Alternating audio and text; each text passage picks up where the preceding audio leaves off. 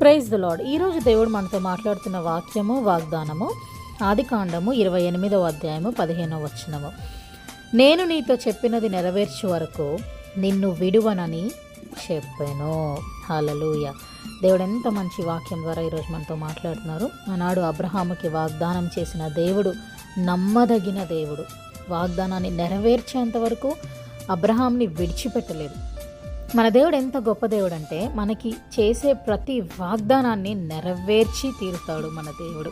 మనుషులు కొన్నిసార్లు మనకి మాట ఇచ్చి ఆ ప్రామిస్ని బ్రేక్ చేస్తారేమో, కానీ మన దేవుడు మనకి ప్రామిస్ చేసింది మనము మర్చిపోయినా కూడా దాన్ని గుర్తు చేసి నెరవేర్చి అది మన జీవితంలో కార్యాన్ని మనం చూసేంతవరకు కూడా మన పట్ల కృప చూపించి దాని వాగ్దాన పూర్వకంగా మనల్ని నడుచుకొని ఆ వాగ్దానాన్ని రిసీవ్ చేసుకొని ఫలము పొందుకునే బిడ్డలం వల్లే ఉండేలాగున మన దేవుడు మనతో ఉంటాడు.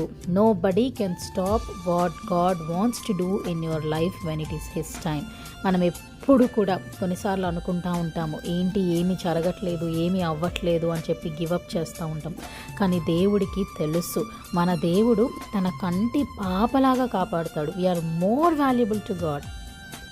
మన సృష్టికర్త, మనలను సృష్టించిన మన దేవుడు, వీఆర్ చైల్డ్ ఆఫ్ గాడ్. కాబట్టి దేవుడు మన పట్ల ఎంతో అధికమైన కృపతో, ఎన్నో ఆశీర్వాదాలతో ఆయన ఎప్పుడు కూడా మనల్ని హెచ్చించే దేవుడు వలనే ఉంటాడు. కానీ మనము కొన్నిసార్లు వాటిని పొందుకోకుండా కార్యం జరగలేదు అని దేవుడిని విడిచిపెట్టి మనుషుల వైపు తిరిగి మనుషుల మీద ఆధారపడుతూ ఉంటాము. ఈరోజు నీ జీవితంలో దేవుడు చేసిన వాగ్దానాన్ని నెరవేరాలి అని నువ్వు ఆలస్యం అవుతుంది అని నువ్వు అనుకుంటుంటే ఇది నీ కొరకే. ఆ వాగ్దానాన్ని ఖచ్చితంగా జరిగించి తీర్చే దేవుడు మన దేవుడు. కాబట్టి వాక్యం ద్వారా మనం ఇంకా మన భక్తి జీవితంలో, మన ప్రార్థనా జీవితంలో, మన వాక్య జీవితంలో ఇంకా సమయాన్ని కేటాయించి దేవుడితో ప్రతిరోజు మన సమయాన్ని గడుపుకుంటూ మన జీవితాన్ని నడిపించుకుందాము. May the lord bless you and give you piece.